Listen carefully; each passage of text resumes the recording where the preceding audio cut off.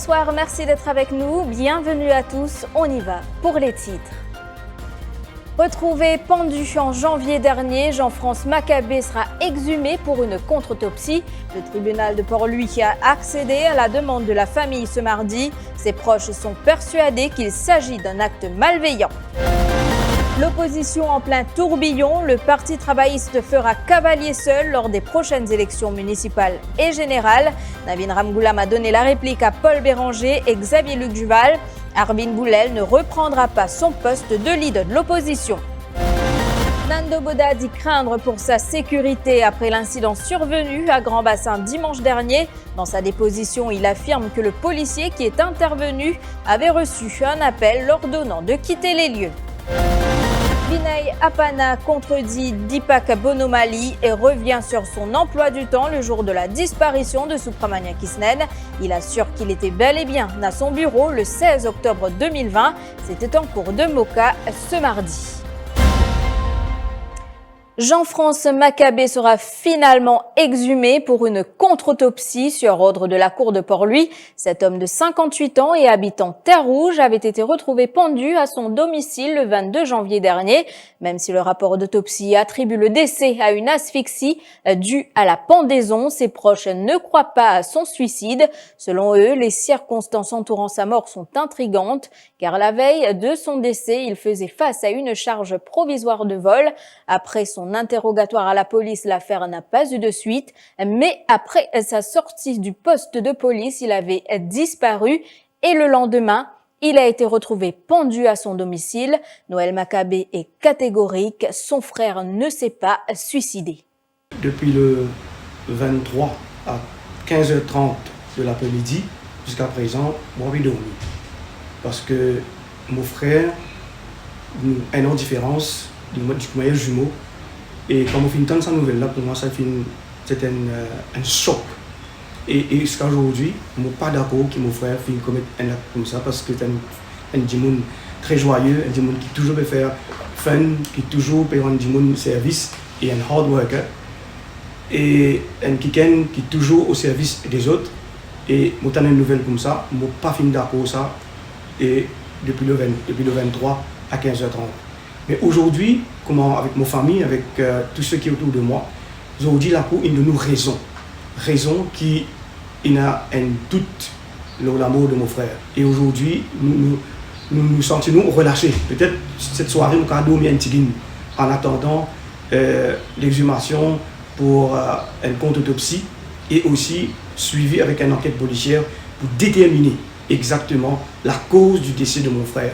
La famille a retenu les services de maître Jim Sitaram. L'avocat soutient que l'exercice d'exhumation se fera la semaine prochaine et c'est le médecin légiste du privé, le docteur Satish Boulel, qui se chargera de la contre-autopsie.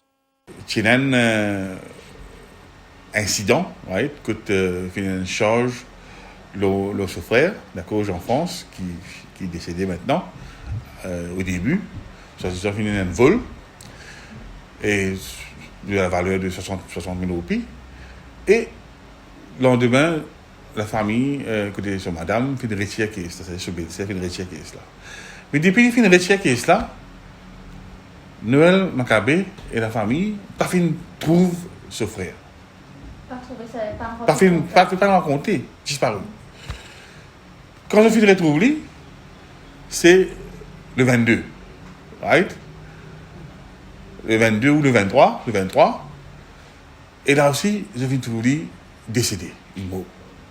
Et la circonstance dans laquelle je viens de décéder, que je viens de guetter, c'est assez troublant. Les corps, qui est dans une position upright, comment nous dire, la bouche, fin attachée, right, avec un tissu, d'accord? Et fin attaché pour me dire avec un nœud là, fort, et aussi la gorge, les deux. Et ça fin appuyé avec un barreau à l'arrière. Mais par contre, les deux pieds firm on the ground. Et ça fin, comment dire, créer beaucoup de doutes dans la tête de ce frère, surtout, et la famille. Et nous venons faire une caisse, et que Noël Maccabé finit aussi retenir le service de Dr. Satish Boulel, right, qui a lié fin diplôme en cours, right, concernant sa première interim report là, et il finit dire, d'après son analyse, le tout de photo qui finit prend, right, photo de la police, photo Dr Sagassi qui finit prend avant de faire l'autopsie, right, pas de photo qui finit gather là, une catégorie qui the degree of suspicion is high. Coup de tonnerre dans le monde politique. Qui sera le prochain leader de l'opposition? Pour l'instant, ce siège est toujours vide après le départ d'Arvin Boulel hier. Le député travailliste s'est adressé au comité exécutif élargi cet après-midi à Phoenix pour annoncer qu'il ne reprendra pas sa lettre de démission. Arvin Boulel dit avoir rendu son tablier au nom de sa dignité et souhaite bonne chance à son successeur. Il faut respecter le leader du Parti travailliste, dit-il. Celui qui pouvait leader de l'opposition me souhaite les bonnes chances. Mais moi, la dignité. Mon respect, mon parti. Et mon pas, personne n'influence moi. Au contraire, je vous dis à Dr Amra, je ne bypass cette décision.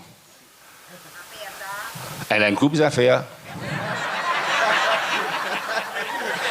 Qui fait?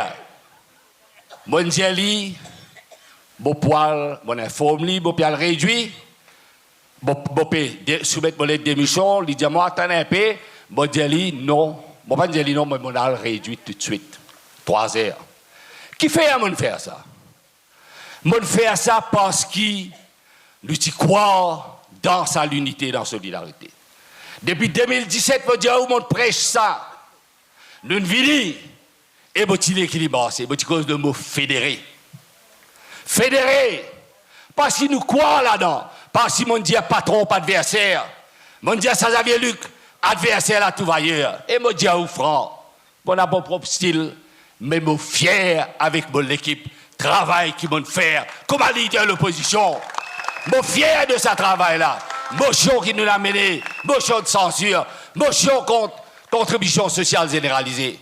Prenant la parole à cette occasion, Navin Ramgoolam a tenu à préciser qu'Arvin Boulel n'a subi aucune pression pour démissionner de son poste de leader de l'opposition. Le leader des Rouges a annoncé que le Parti travailliste ira seul pour les prochaines élections municipales et les législatives. Le PTR n'a pas peur de faire cavalier seul, dit-il. Il s'exprimait à l'issue de la réunion du comité exécutif des Rouges cet après-midi.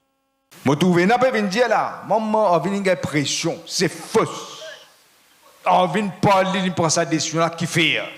Parce qu'il a envie de bouler, pendant 10 ans qu'on pas dans son lavenne. Il y a une dignité. Il connaît quand il a besoin de réagir. L'État il finit par cette décision, il dit arrête ça, pas pour capable d'accepter l'humiliation du MMM nous. Et mon directeur a raison. Et nous parlons là. Pas que jeunes affaires peu qui les reviennent nous non, ça n'a pas nous ça.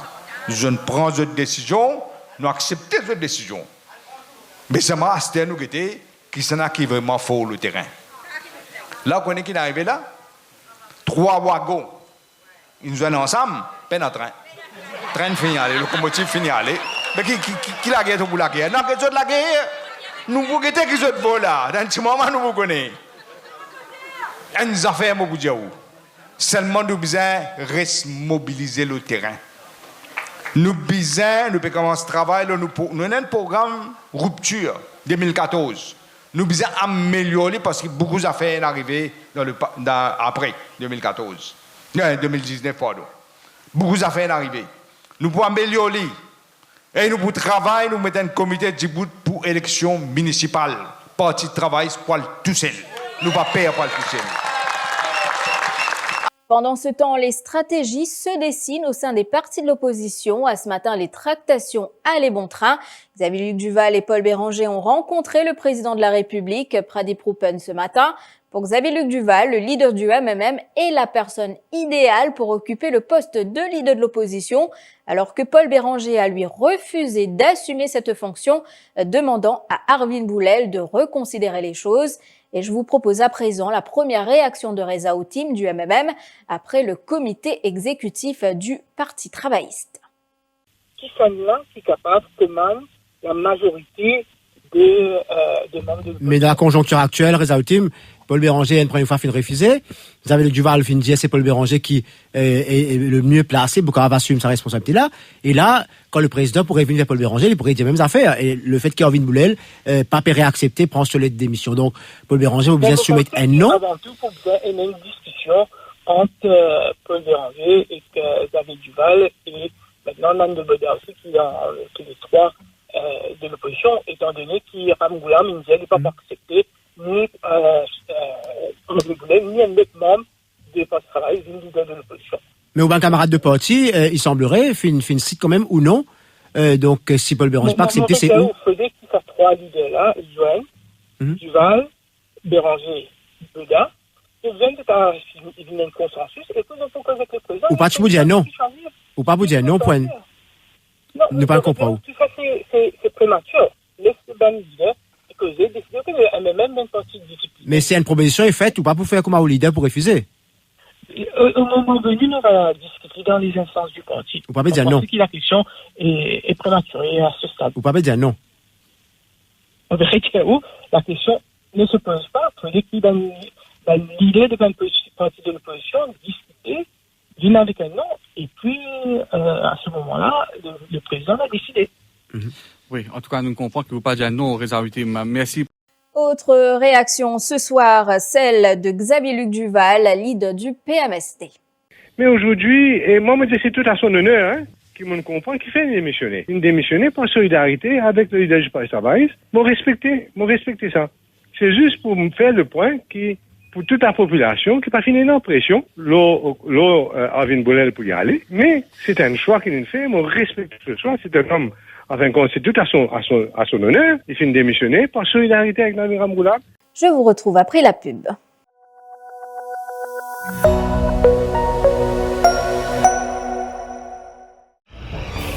Savez-vous que même la nuit, toute la magie de Casella prend vie? Tous les samedis soirs, redécouvrez Casella by Night, une expérience féerique en pleine nature.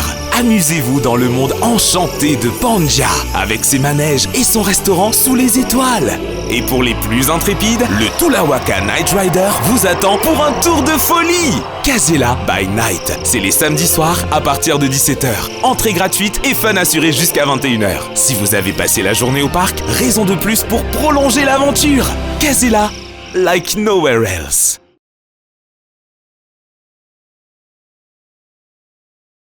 Engaging Allies for Gender Equality, la journée internationale de la femme sera au cœur de l'info le lundi 8 mars avec Ruth Rajessar.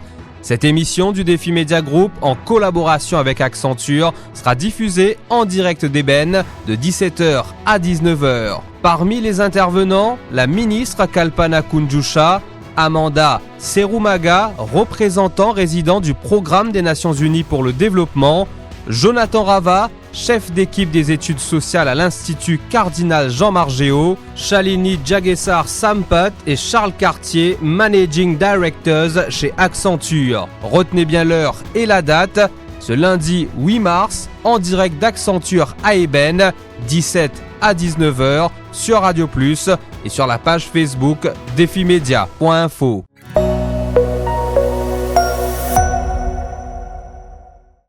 Autre titre de cette édition, le policier qui avait volé au secours de Nando Boda avait reçu un appel téléphonique au beau milieu de l'incident pour l'ordonner de quitter les lieux sur le champ. C'est du moins la troublante révélation faite par Nando Boda au Central CID cet après-midi. L'ex-ministre des Affaires étrangères s'est rendu aux casernes centrales pour porter plainte contre 4 individus qui l'ont malmené lors d'une cérémonie de prière à Grand-Bassin dimanche dernier.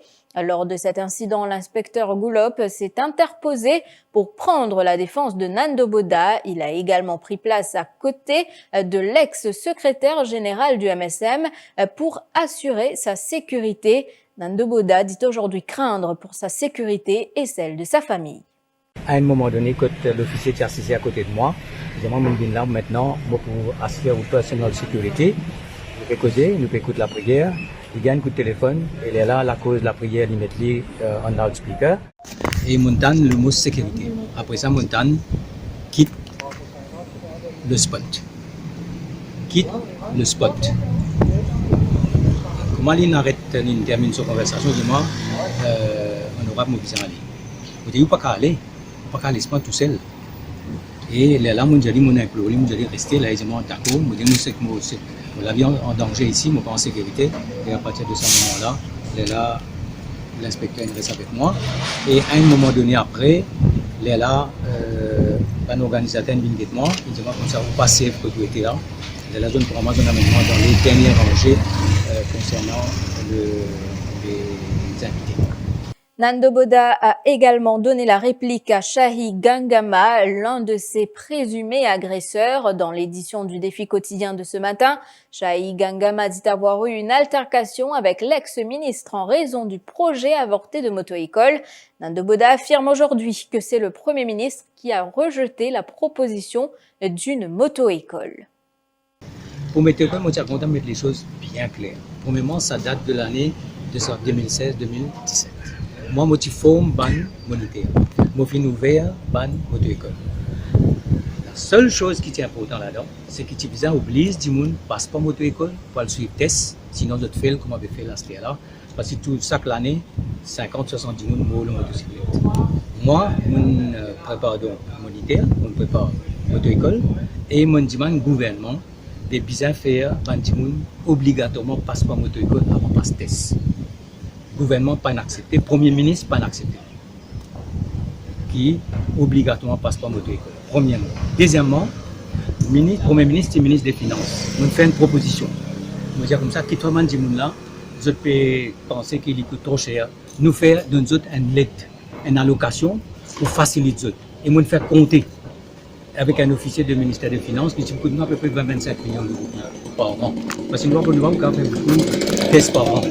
Et vous dire faire ça parce que c'est une question de la vie du monde en danger. Ça aussi, pas accepté. Et moi, je toujours croire dans moto-école et je toujours croire qu'il besoin faire comme il besoin faire.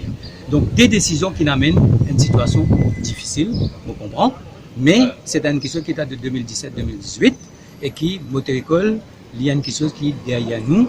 Et pour moi, il est clair qu'il besoin faire ce qu'il m'a dit à faire. Mais Premier ministre, en tant que ministre des Finances, il refuse premièrement concernant l'obligation qu'il m'a dit nous passe pas moto-école et deuxièmement qu'il nous donne un allowance pour être pour payer sa valeur.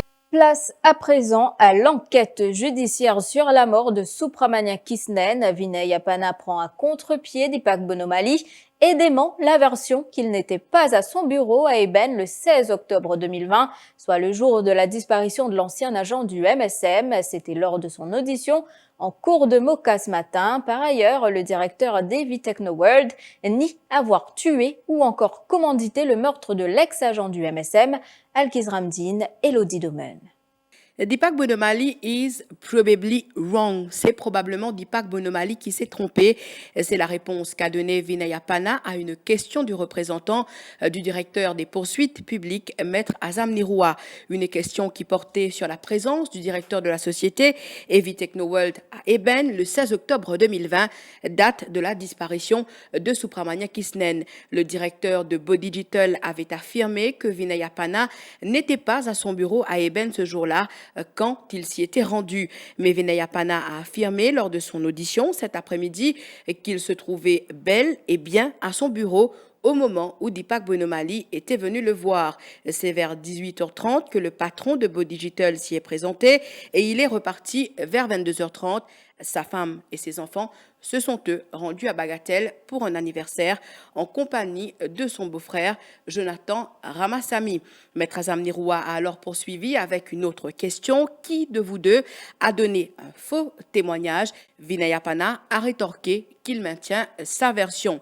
Un peu plus tôt, Vinay Yapana a affirmé avoir obtenu 2 contrats pour l'achat d'équipements médicaux durant le confinement, l'un du ministère du Commerce pour 33 millions de roupies et l'autre pour 44 millions de roupies du ministère de la Santé. Il a aussi confirmé avoir payé 2,7 millions de roupies en tranches durant le confinement à la compagnie Nitisilek, suivant sa commande de bois pour la construction de sa maison à Bagatelle. Et finalement, Vinay Yapana a été interrogé par Maître Rochibadin sur la mort de Supramania Kisnen. Le témoin a nié avoir tué ou encore commandité le meurtre de Supramania Kisnen. Un concours pour promouvoir l'intégrité, tel est le pari ambitieux de l'agence Immédiat, concours Discours l'intégrité, l'intitulé de cette compétition. Pour Amapunusami, directeur d'Immédiat, il s'agit d'un concours inédit et original qui est ouvert à tous les Mauriciens et Mauriciennes du monde entier et qui a pour objectif de faire réfléchir les Mauriciens d'ici et d'ailleurs sur le sens et l'importance d'une valeur humaine à cultiver. Ce concours vise également à donner l'occasion aux participants de définir, d'élaborer et de débattre ce thème à travers un discours où seront jugés la qualité du contenu aussi bien que l'art oratoire dans notre langue nationale, soit le créole mauricien. Pour moins de 25 ans, chaque candidat doit produire un discours à une durée 4 à 5 minutes. Un discours 4 à 5 minutes. Il ne faut pas aller moins que 4 minutes, il ne faut pas aller plus que 5 minutes. Pour plus que 25 ans, chaque candidat peut bien produire un discours à une durée 6 à 8 minutes. Le candidat doit faire parvenir ce discours sous forme de fichier audio, format MP3, soit par mail, immédiat@itnet.mu, ou le CD ou clé USB à Immédiat pour nous envoyer au Saint-Georges pour lui, République Maurice. Vous l'avez compris, le discours sous forme de fichier audio au format MP3 doit être envoyé par mail à immédiat@itnet.mu ou sur CD ou clé USB à Immédiat au plus tard le vendredi 30 avril 2021. Et c'est ici que je prends congé de vous. Bonne soirée à tous.